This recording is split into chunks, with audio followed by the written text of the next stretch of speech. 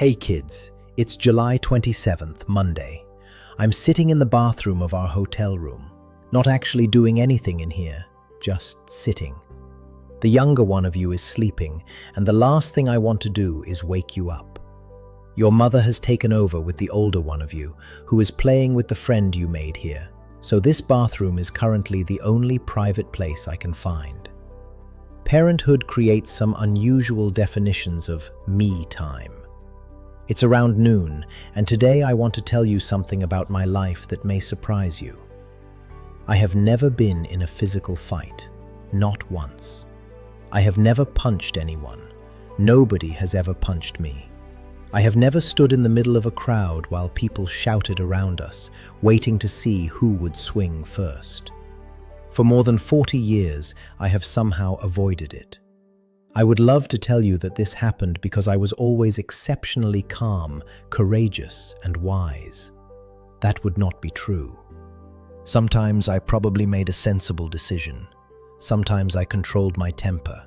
Sometimes I noticed trouble early and moved away. Sometimes fear probably influenced me. And sometimes I was simply lucky. I also grew up in an environment where violence was not part of everyday life. I was never repeatedly targeted by someone determined to hurt me. I was never forced into a situation where I had to physically defend my family. Many people have ended up in fights they never wanted, so it would be arrogant for me to judge their experiences from the safety of mine. I'm happy that I've never had to fight, but I'm not presenting it as some extraordinary achievement. Still, when I was younger, I sometimes wondered whether I was missing something. There is a strange idea in parts of the world that a man must have been in at least one fight, as though taking a punch is some kind of entrance examination into manhood. Movies often reinforce it. Two men confront each other. One says something insulting. Nobody wants to step backward. People begin watching. Someone pushes a shoulder. Another person pushes back. Then a fist is thrown. And somehow, the man who walks away is sometimes portrayed as weak. As I grew older, I began seeing that scene differently. Many physical fights do not begin because someone is in genuine danger. They begin because someone feels disrespected. A stranger looks at someone for too long. Someone makes a joke. Someone bumps into another person and doesn't apologize. Someone feels embarrassed in front of their friends. At that point, the fight is no longer really about safety. It is about pride. And pride can be a very demanding master. It whispers, "You cannot let them speak to you like that. Everyone is watching. Show them who you are. Don't back down." But think about what is actually happening. A person you may never see again says a few words, and suddenly that stranger controls your heartbeat, your breathing, your temper, your hands, potentially even your future. One punch can cause a serious injury. Someone can fall, hit their head, and never get back up. One moment of wounded pride can create years of regret, legal consequences, a destroyed career, a damaged family, a life changed because two people could not tolerate 10 seconds of embarrassment. That does not look like strength to me. It looks like losing control. We've spoken before about the gator and the judge. The gator reacts, fight, run, attack, defend. It is fast. Sometimes that reaction protects us, but whenever possible, the judge needs to have the final word, and there is often only a tiny space in which that decision happens. The Stoics believed that strength begins with governing yourself. You cannot fully control what another person says. You cannot control whether they insult you, misunderstand you, behave badly, try to provoke you. But between what they do and what you do next, there may be one brief moment, perhaps only a second. And an enormous part of your character can live inside that second. Can you pause? Can you ask, what happens if I follow this impulse? Is anyone actually in danger? Am I protecting something or am I performing? Will this matter tomorrow? Walking away does not automatically make someone courageous. Sometimes people walk away because they are frightened. I'm sure fear has influenced some of my decisions too. But throwing a punch does not automatically make someone brave either. A person may fight precisely because they are terrified of looking weak. Sometimes it takes more courage to endure 10 seconds of humiliation than to spend 10 years regretting what you did to escape it. That is difficult to remember in the heat of the moment. That is why self-control has to be practiced before you need it. I hope you never confuse aggression with strength. The loudest person is not necessarily the strongest. The angriest person is not necessarily the bravest. And the person most eager to fight may be the person least in control of themselves. But I also don't want you to misunderstand me. I am not asking you to become passive. There may be moments in your lives when you need to stand your ground. Someone may genuinely try to hurt you. Someone weaker may need your protection. You may have no safe way to leave. In those moments, I hope you are capable. Take care of your bodies. Learn how to stay aware of your surroundings. Learn how to remain calm under pressure.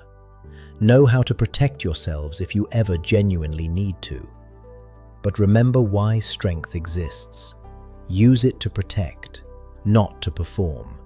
Use it because it is necessary, not because your ego has been wounded. Let physical force be a last resort, not the first suggestion of an angry mind. That distinction matters enormously, and it applies far beyond physical fighting. You can fight with words too. I certainly have. You can try to dominate an argument, humiliate someone, prove that you are smarter.